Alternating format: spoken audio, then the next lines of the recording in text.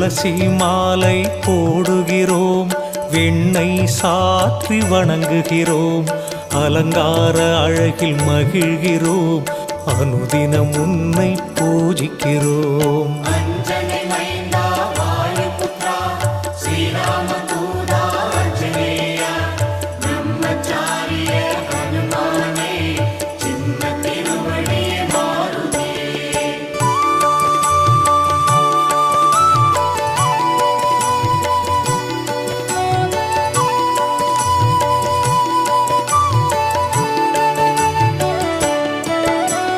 வாராவாரம் சனிக்கிழமை வணங்கி மகிழும் பக்தர்களை திருவருள் புரிந்து காக்கின்றாய், வேண்டுதல் யாவும் தீர்க்கின்றாய்.